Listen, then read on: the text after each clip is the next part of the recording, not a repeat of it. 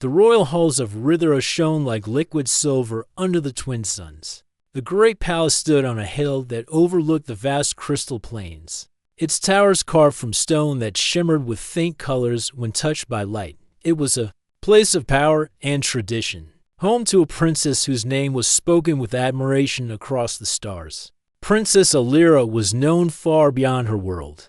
Her people saw her as a symbol of grace and wisdom, and countless rulers from distant systems had traveled across the galaxy to meet her. She was the heir to the throne, and her future partner would not only stand beside her, but also help shape the destiny of Rithera. Yet despite all the attention, Alira remained unclaimed. In the Grand Council chamber, a long table of polished crystal stretched between two rows of alien guests. They had come from many worlds, their appearances as varied as the stars themselves. Some were tall and scaled, others small and feathery. A few wore armor so heavy it clanked with every movement, while others dressed in flowing robes that shimmered with embedded lights. They were rulers, generals, and champions. They were here for one reason only: to win the hand of the princess. Alira entered with measured steps, her gown trailing behind her like a river of silk. Her skin glowed faintly in the twin sunlight, a mark of her Rithran heritage, and her deep emerald eyes seemed to study everything at once. Despite her beauty, there was nothing fragile about her. She moved with the confidence of someone raised to lead. The room fell silent as she took her seat at the head of the table. Her father, King Orin, sat beside her, his presence strong and commanding. He had led their people through times of war and peace, but he knew that one day Alira would take his place.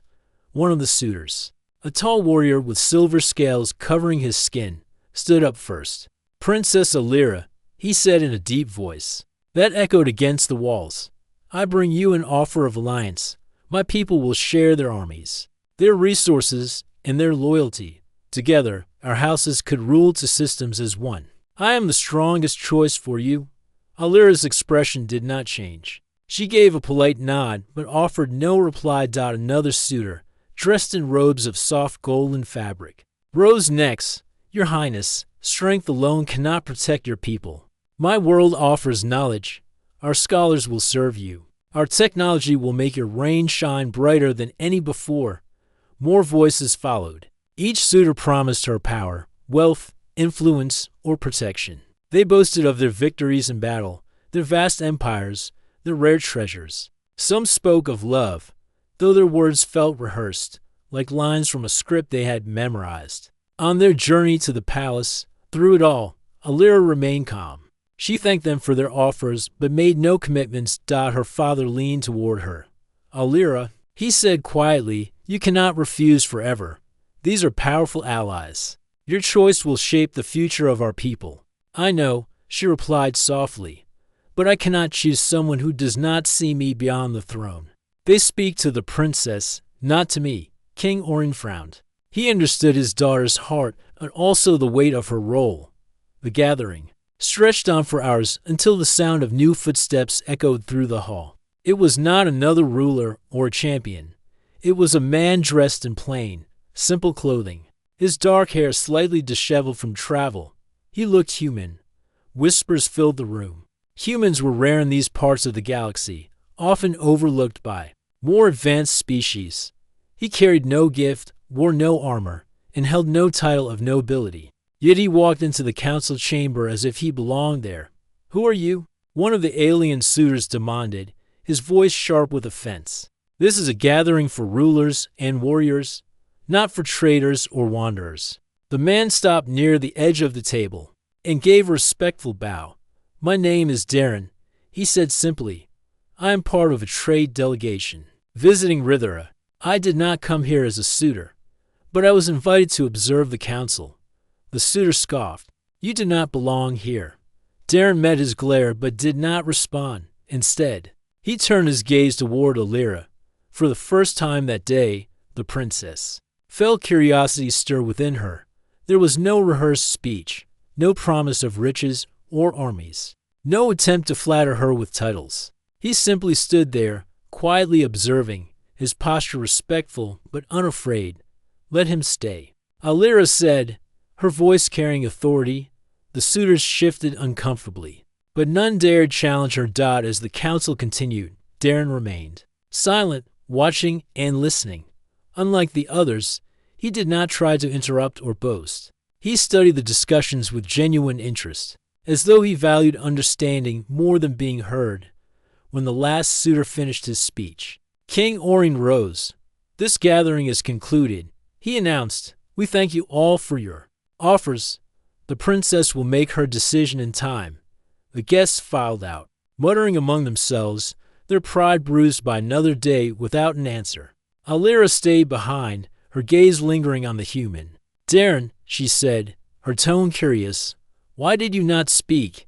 You are not like the others. Yet you stayed." Darren hesitated for a moment before replying. "Because I had nothing to offer you that they have not already promised. I am only a visitor. It would have been foolish to speak as if I were more than that." "Yet you did not leave when they insulted you," she said. He gave a faint smile. "Respecting myself does not require shouting. It only requires knowing who I am." Alira studied him for a long moment. Something about his words felt refreshing, like a clear breeze cutting through the heavy air of the council hall. That night, as she walked through the quiet corridors of the palace, her thoughts kept returning to the human who had spoken so little, yet stood with such quiet strength. She did not know why, but for the first time in years, she felt a spark of interest. Perhaps, she thought, the suitors she had been seeking were not the ones who could truly see her. The following morning, the palace woke to another day of preparations. Servants hurried through the marble halls, carrying trays of exotic fruits and scrolls sealed with glowing emblems. Guards in polished armor stood at every corner, their expressions stern as they watched over the endless flow of guests. The royal court would meet again soon, and word of the previous day's gathering had already spread across the palace. Whispers traveled like wildfire. The princess had allowed a human stranger to remain in the council hall. In the dining chamber, Princess Alira sat alone at a long table carved from white stone.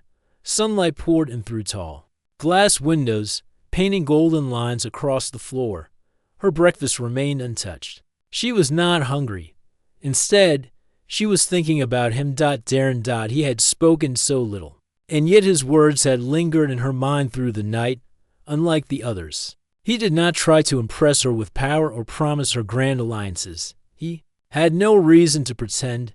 He had come as an observer, not a suitor. Yet something about his presence had felt different. Her father entered the room. King Orin moved with the weight of authority, his long cloak brushing against the floor. He studied his daughter for a moment before taking a seat beside her. "You did not eat," he said. "I am not hungry," she replied.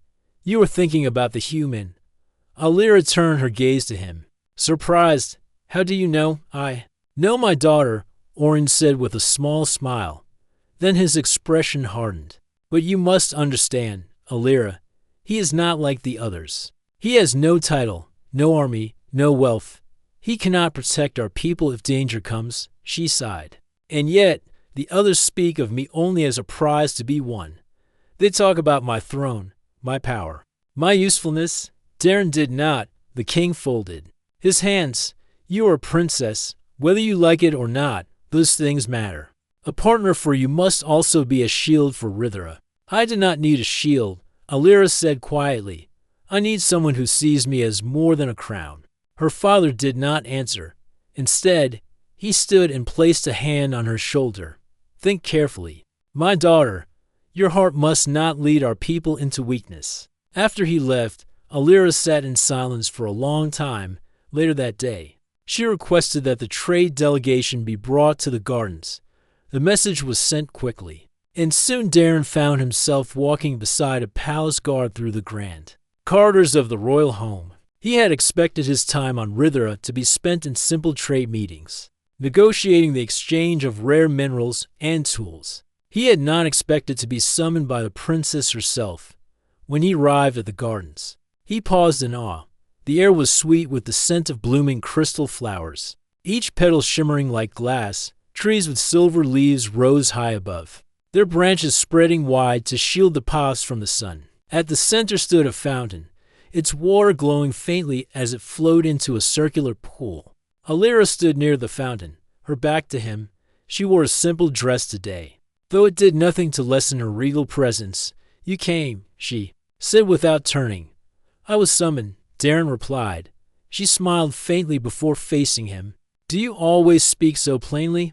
"It seems to work for me," he said, unsure if his answer would offend her. But Alira laughed softly. "That is rare here. Most people who stand before me speak as if every word is a performance." "I am not here to perform," Darren said. "I'm just here to do my work and leave in peace." Her expression shifted slightly, as though she were trying to read him. "Then why did you stay yesterday? When they insulted you, you did not defend yourself. But you did not leave either." Darren glanced at the fountain. "Because I'm used to being underestimated. Humans often are, out here. If I walked away every time someone looked down on me, I would never get anything done." Alira tilted her head, considering his words. "And you do not care what they think of you?" "I care," he admitted, "but I do not let it decide who I am." There was a long pause. Alira found herself studying the way he spoke, the way his answers carried no fear of judgment. He did not try to impress her, and yet his honesty held more weight than all the promises made by the suitors in the council hall. "Do you know why they all come here?" she asked suddenly. "Because you are a princess," Darren said simply. "Because they want the throne," she corrected. "They want power. They want Rithra. They do not want me." Darren hesitated before replying. "Then why are you telling me this? Because you are not like them." Her words surprised even herself. She had not planned to say them aloud, but they were true. She could feel it. Darren shifted uncomfortably. "I am not sure I belong in your world at all." "Perhaps that is why you stand out," she said softly. For a while, they simply stood in silence, listening to the soft sound of the fountain. At last, Alira spoke again. "There will be another gathering tomorrow. The suitors will come with their gifts and their speeches. I want you to be there." Darren frowned. "I am not a suitor." "I know," she said, "but I want you there." Darren hesitated. He had no idea why she wanted him at such an important gathering, but he could not bring himself to refuse her. "Very well," he said. She nodded, her expression unreadable. "Thank you." As Darren walked back toward the palace halls, his mind was racing. He had not come to Rithra for this. He did not belong in their court. And yet the princess herself had asked for his presence. Alira watched him leave, her thoughts equally restless. For years, she had turned away suitor after suitor, waiting for someone who could see beyond her title. Now, in the quiet presence of a human who had no reason to chase her crown, she felt as if she had found something she had not even known she was searching for. Perhaps tomorrow, she thought, she would begin to understand why. The next day, the Grand Council chamber was busier than ever. Servants polished the shining floor until it reflected the tall ceilings, and guards stood in formation along the walls. Word had spread quickly among the guests. Princess Alira had summoned the human again. Many of the suitors did not hide their irritation. They had traveled across the stars, bringing gifts of rare metals, priceless artifacts, and promises of entire fleets at her command. Yet instead of choosing one of them, the princess had shown interest in someone who carried none of these things. A human trader who had arrived by chance. Inside the chamber, the tension was thick. The suitors entered one by one, their robes and armor glimmering under the light. Each of them carried something to present to the princess. The silver-scaled warrior brought a sword forged from a star-mined alloy, unbreakable and sharp enough to cut through almost anything. The robed scholar carried an orb filled with living lights, a device said to hold the knowledge of 10,000 worlds. Others came with rare jewels, powerful energy cores, and oaths of loyalty spoken in their deep, proud voices. Darren stood near the far end of the room, quietly observing. He had nothing to offer. He had not even prepared for this gathering. He wore the same simple clothing as before, his only decoration a small pendant around his neck, a gift from his younger sister back on Earth. He did not belong among kings and warriors, but he had promised Alira that he would come, so he Staid Princess Alira entered with her usual grace, her gown flowing like water as she crossed the chamber. The room fell silent. Every suitor straightened, ready to impress her. She took her seat at the head of the table, her emerald eyes scanning the room. When they reached Darren, they paused for the briefest moment before moving on. King Orin sat beside her, his expression serious. He knew what his daughter had in mind, but he also knew the reaction it would cause. The suitors began their speeches. One after another, they stepped forward, presenting their gifts and making their cases. "I can give you an empire," the silver-scaled warrior declared, "with my armies beside yours. No enemy would dare challenge Rithera. Together, we could rule not just one system, but many. I can give you knowledge beyond your wildest dreams," said the scholar in golden robes. "With my people's technology, we can lead your world into a new age of progress." Others spoke of peace, wealth, exploration, and strength. They painted pictures of glorious futures, each one greater than the last. When the last of them had finished, all eyes turned to Alira. She remained silent for a moment, her hands resting lightly on the table. The suitors waited, some impatiently shifting in their seats. Finally, she spoke. "I have listened to each of you. I thank you for your offers, for the gifts you have brought, and for the words you have shared." The suitors straightened, ready for her decision. "And yet," she continued, "I will not choose any of you." The words struck the room like a storm. Murmurs erupted instantly. "What?" the silver-scaled warrior demanded, his tail lashing. Behind him, "You refuse us all." "Again, this is an insult," another suitor hissed. "We offer you the best our worlds can give, and you treat us like children?" Alira raised a hand, and the room quieted. "I do not refuse you out of insult. I refuse because my choice is already made." A heavy silence followed. She turned her gaze to the far end of the room. "I choose Darren of Earth." The words echoed through the chamber, almost unreal in their weight. The suitors stared at her in disbelief. Then the outcry began. "The human?" One shouted. "You cannot be serious. He has no army, no wealth, no house. He is nothing. This is a disgrace to the traditions of Rithera." Darren froze where he stood, unsure if he had heard her correctly. Him? She had chosen him? The suitors began arguing, their voices growing louder, filling the chamber with chaos. Some demanded an explanation. Others demanded the decision be overturned. Alira stood, her voice rising above the noise. "Enough. I am the heir of Rithera. My choice is mine to make, and I have made it." The room fell silent again, though the anger in the air was unmistakable. One of the older suitors, a towering creature, with dark green skin and golden eyes, stepped forward. "Princess, forgive me, but this choice is unacceptable. Our laws require that a suitor prove himself worthy of the crown. If you truly intend to choose him, then he must face the trials." A murmur of agreement swept through the other suitors. Alira's eyes narrowed. "The trials are not meant for outsiders. They are meant for anyone who would stand beside the ruler of Rithera." The old suitor said coldly, "If this human truly deserves you, let him prove it. If he fails, he leaves this world in shame." King Orin, who had been silent until now, finally spoke. "They are correct, Alira. The trials are away. Even I cannot change that." Alira looked at her father, then at Darren. She could see the unease in his face. Though he tried to hide it, she turned back to the room. "Very well. If this is what it takes, then he will face the trials."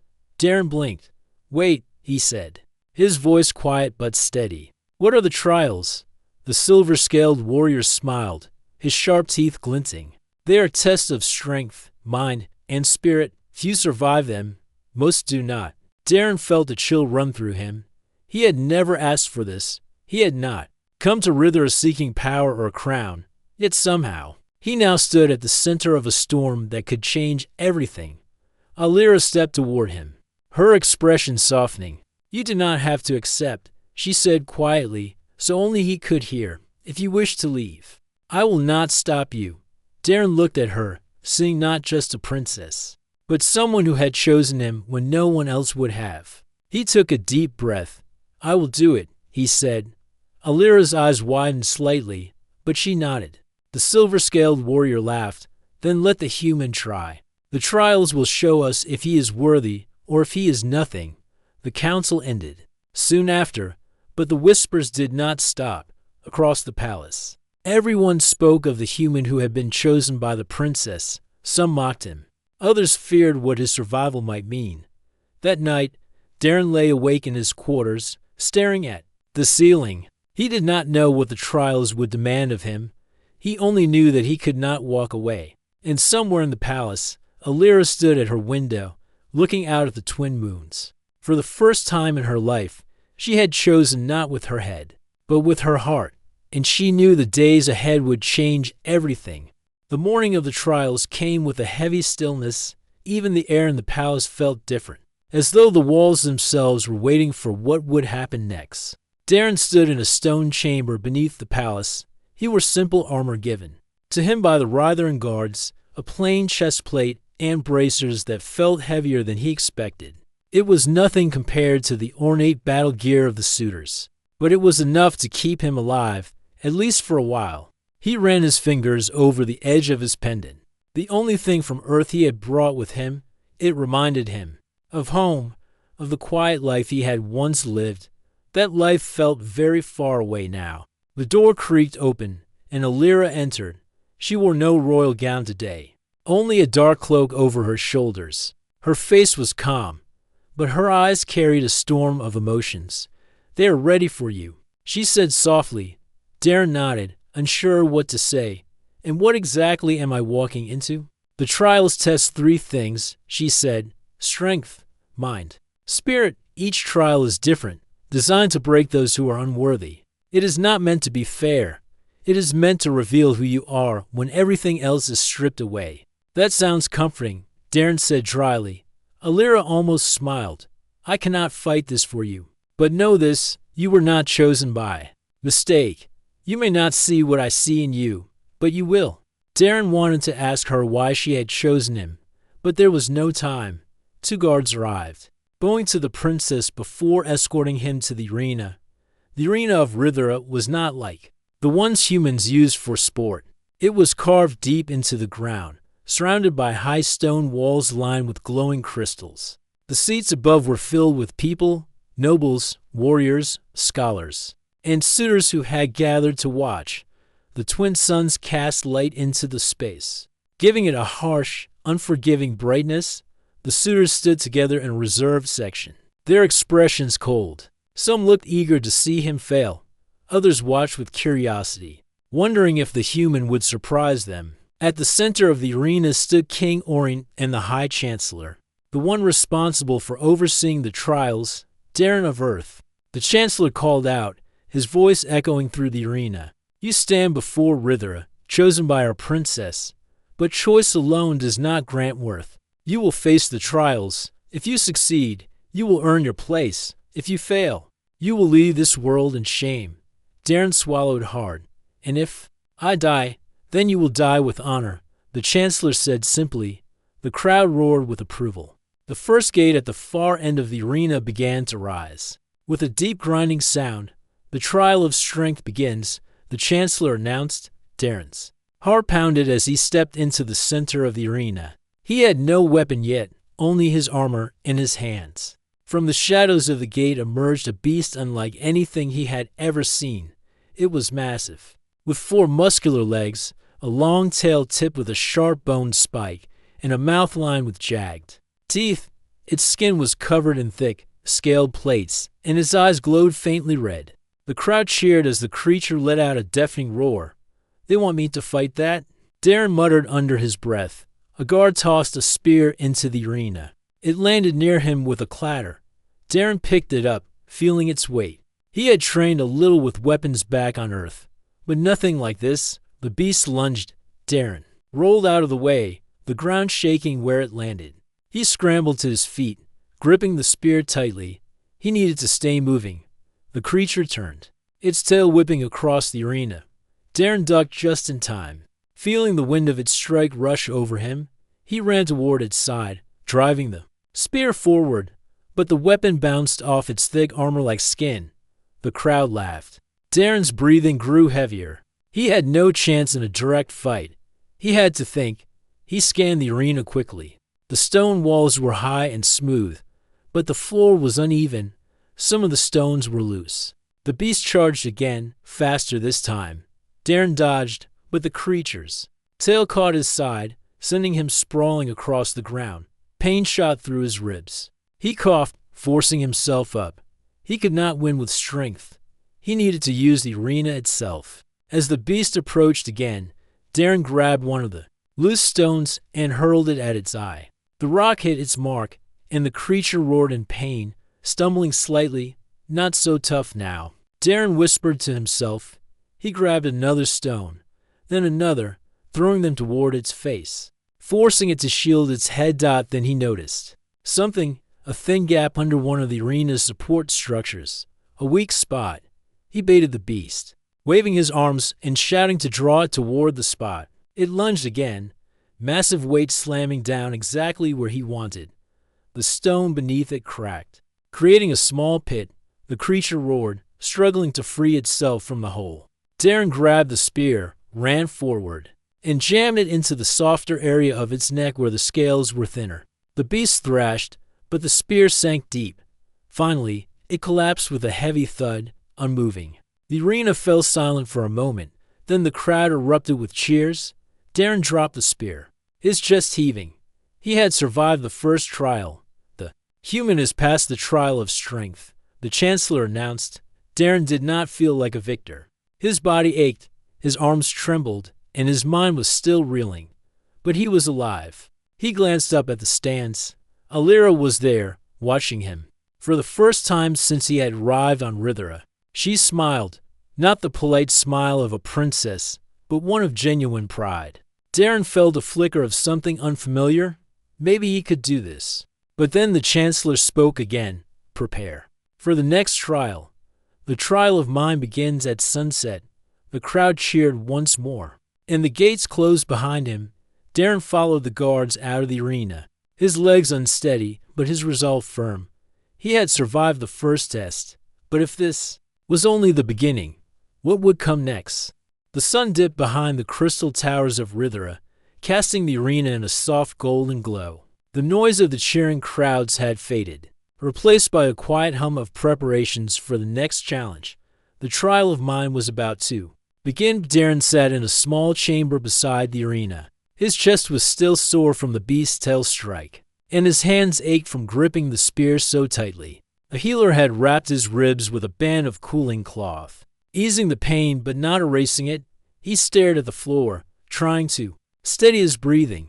Fighting a monster was one thing, but what did they mean by the trial of mind? What could possibly be worse than facing a creature that wanted to tear him apart? The door opened, and Alira stepped inside. She wore a light tunic this time, no royal ornaments, no heavy cloak, only a simple outfit that made her seem less like a distant princess, and more like someone who belonged at his side. You survived, she said softly. Barely, Darren replied, managing a tired smile. You did more than survive. You adapted. You saw what others could not. That is what made the difference. He raised an eyebrow. You sound like you were expecting me to win. I was, she said without hesitation. You are different from them. You do not think like they do. That is why you might succeed where they would fail. Darren let out a quiet laugh. That's a nice way of saying I'm too stubborn to die. She smiled faintly, but then grew serious. This next trial will not be about strength. It will test your mind, your choices, and perhaps your heart. They will try to break you in ways you cannot fight with a spear. Do you know what it is? No, she admitted.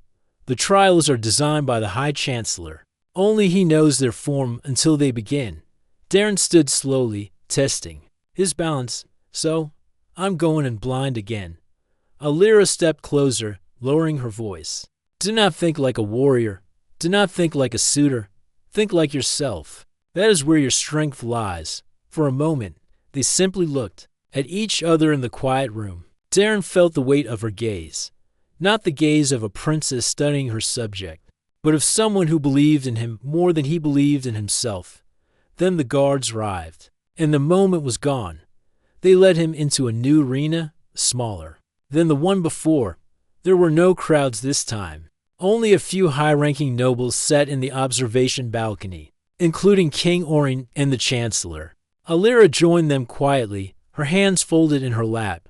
The chamber was dim, lit only by glowing crystals embedded in the walls. At its center was a circular platform surrounded by water. On the platform stood 3 tall pedestals. Atop each pedestal was a different object, a small glowing orb, a silver dagger, and a wooden box sealed with intricate carvings. The Chancellor's voice echoed through the chamber. Darren of Earth, this is the trial of mind. Before you are 3 objects only. One will lead you to victory. The others will lead you to failure. Choose wisely. Darren frowned. That's it. Pick an object. Not quite, the Chancellor replied. Each choice will open a different path. One path will test your wisdom. One will test your courage.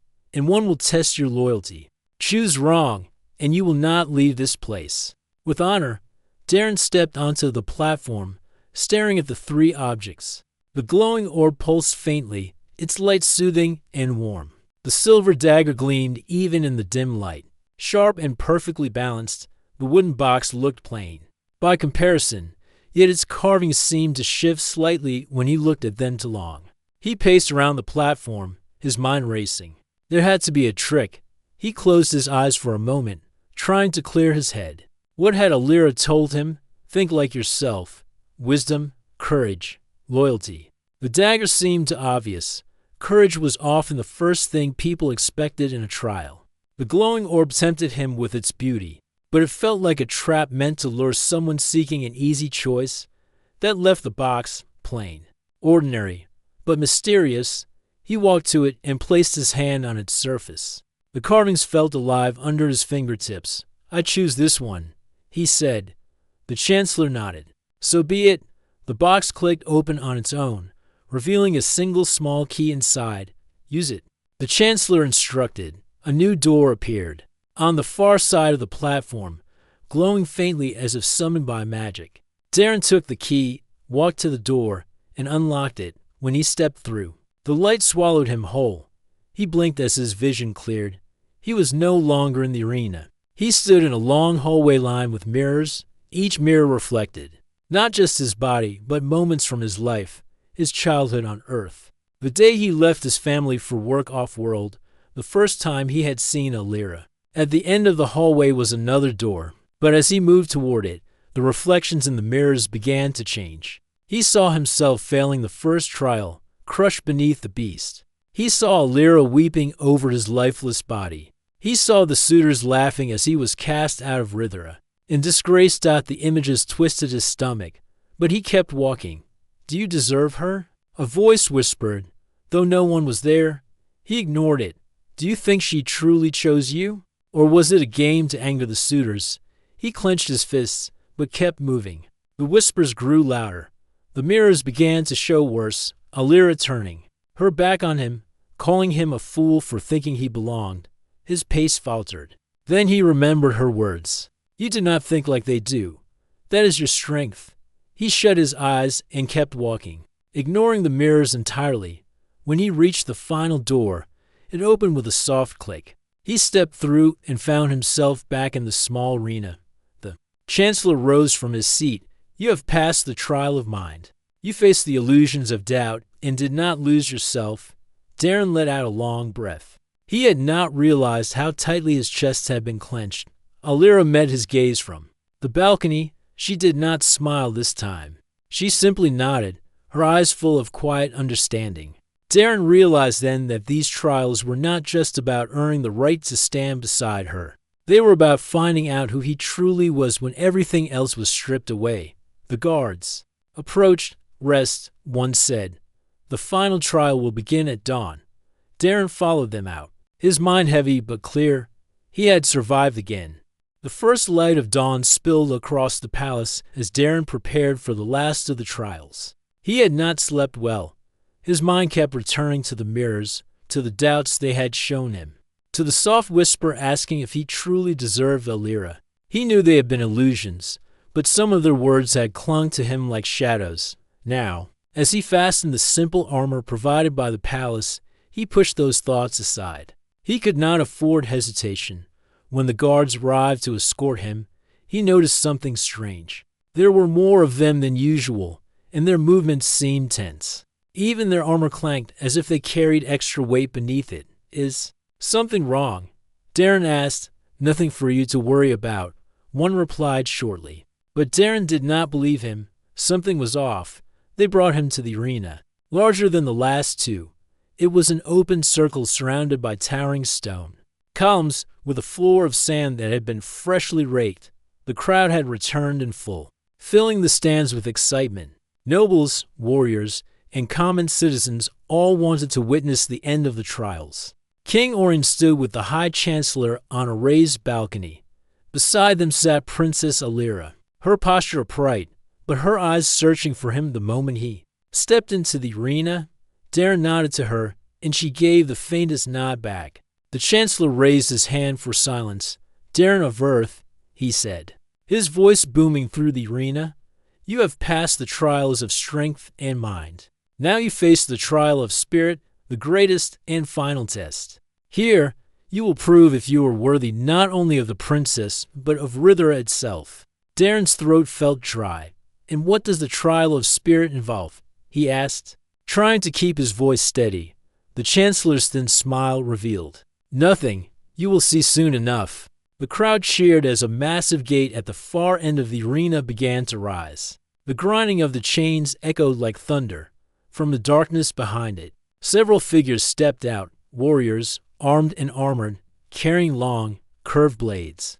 Their armor was black with crimson markings.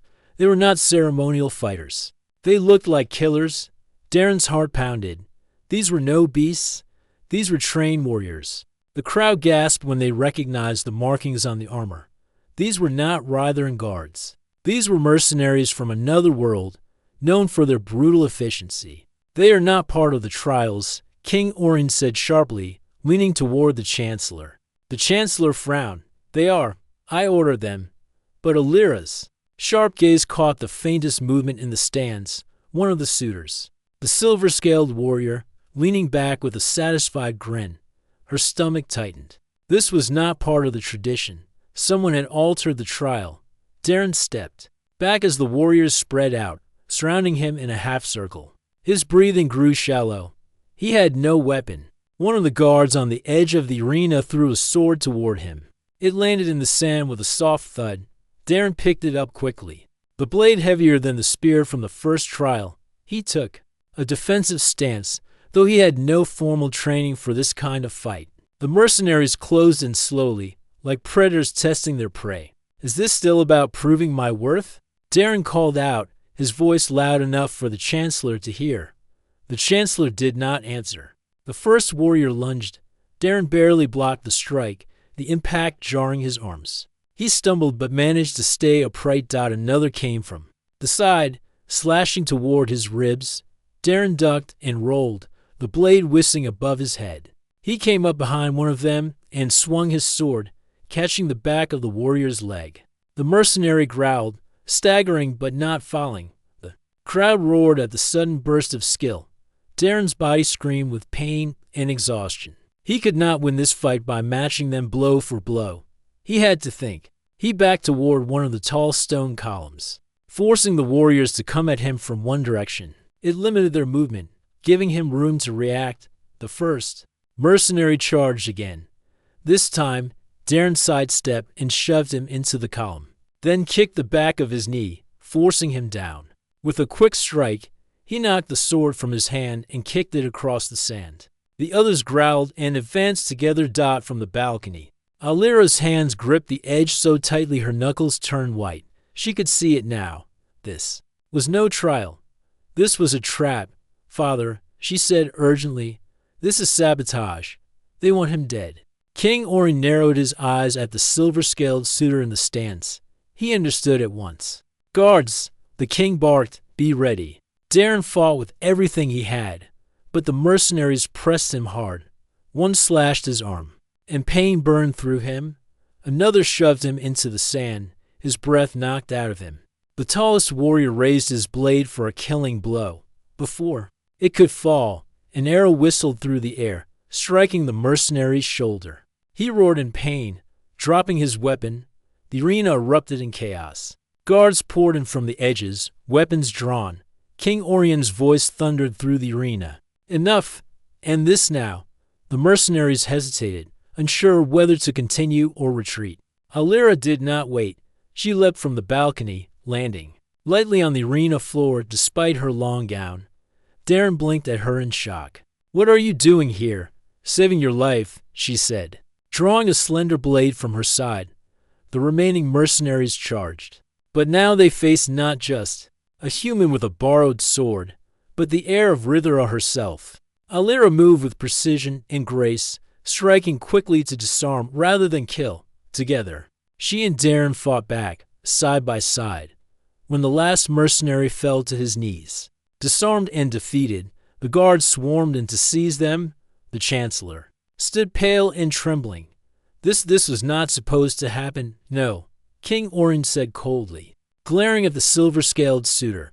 But we all know who made it happen. The suitor said nothing, his smug expression gone.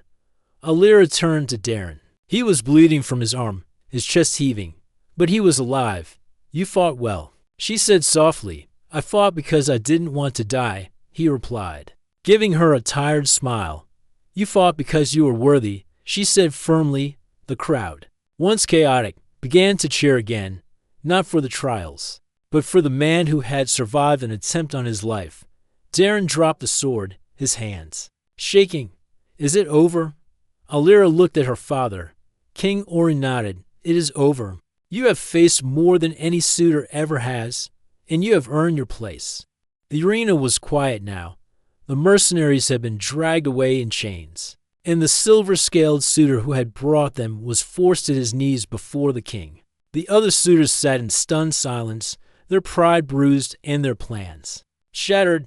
Darren stood in the center of the sand-covered floor, his breathing heavy, his body aching from wounds both fresh and deep. Yet he stood. He was still alive.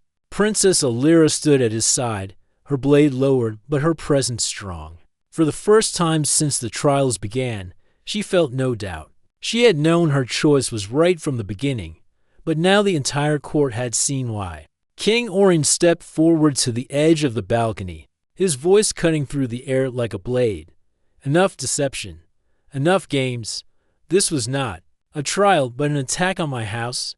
The suitor who arranged this will answer for it." Guards dragged the silver-scaled warrior before the king. His once confident posture was gone, replaced with fear. "You sought to kill the man chosen by my daughter," Orion said coldly. "You dared to stain the trials of Rithera with your treachery. You will not leave this palace free." The suitor opened his mouth to protest, but Orion raised his hand, silencing him. "Take him away." The guards obeyed without hesitation. The king turned his gaze back to the arena floor. "Darren of Earth," he said, "you have survived the beasts, the illusions, and the betrayal of a suitor who would rather see you dead than see my daughter happy. You have faced more than any who stood in this place before you." Darren did not know what to say. He simply nodded, his chest still rising and falling with exhaustion. Orion continued, his voice softer now. "You are not of Rithera. You have no armies, no vast wealth, no noble house. And yet you have shown the spirit of one who belongs among us. You did not fight for power or for glory. You fought because you chose to stand." He looked at Alira. "And you, my daughter, have chosen him?"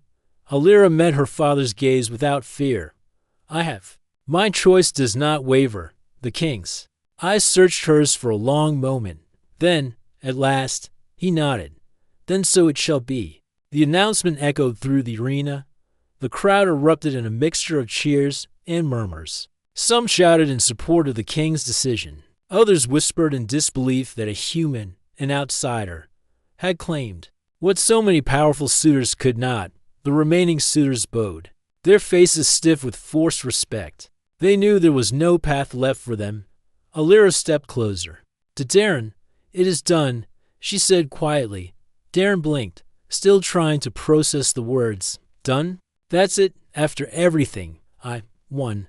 She tilted her head slightly. "It was never about winning. It was about proving who you are." "And you did." He let out a shaky laugh. I'm not sure if I proved I'm strong or just too stubborn to quit. Perhaps both, she said, her lips curving into the smallest smile. They were led out of the arena and back into the palace, away from the noise of the crowds. Servants rushed to tend to Darren's wounds, cleaning and wrapping his cuts, while Alira stayed nearby, her presence as steadying as the cool air of the palace halls. Later, when they were alone in the quiet of the garden, Darren finally spoke. Why did you choose me from the start, when you had so many others to pick from? Why me? Alira walked to the fountain at the center, its soft glow reflecting on the water's surface. Because they saw me as a crown, not a person. They saw Rithra as something to own. You did not. He frowned. I didn't even want to be here. I was just doing my job. Trading. Passing through. Exactly, she said, turning to face him. You came with nothing to gain. And yet when the moment came, you stood beside me. Not because of duty, not because of power, but because that is who you are. Darren was quiet for a moment, trying to find the right words. I don't know if I'm ready for this, being whatever it is I am now. Her expression softened. No one is ready for such things, but you will not face it alone. There was no ceremony, no grand declaration in that moment, just the two of them, standing in the garden beneath the twin suns, bound not by tradition, but by choice. The next day, the king held a public gathering in the great hall. Nobles and citizens of Rithra filled the space, eager to hear the official announcement. King Orion stood before them, his voice carrying authority. By my daughter's choice and by the trials of Rithra, Darren of Earth has proven his worth. He shall stand beside Princess Alira, not as a conqueror, not as a suitor seeking power, but as one who has earned his place through courage, wisdom, and spirit. The hall erupted with applause, though some faces remained unsure. It would take time for all to accept the idea of a human standing at the side of their princess. Darren stood beside Alira, wearing simple ceremonial robes. He had never felt more out of place, yet never more certain that he belonged where he was. Alira glanced at him. You still look surprised, she whispered. Because I am, he admitted. Good, she replied. It means you are humble. Rithra has had enough of arrogance. He chuckled softly. I think I'll leave the speeches to you. Then leave the standing by my side to you, she said, her voice quiet but firm. For the first time since he arrived on this world, Darren allowed himself to truly breathe. He had faced monsters, illusions, and treachery, but in the end, he had not lost himself. And as the people of Rithra cheered for their princess and the human, who had defied every expectation, Darren understood something simple but powerful. This was not just Alira's choice. It was his too.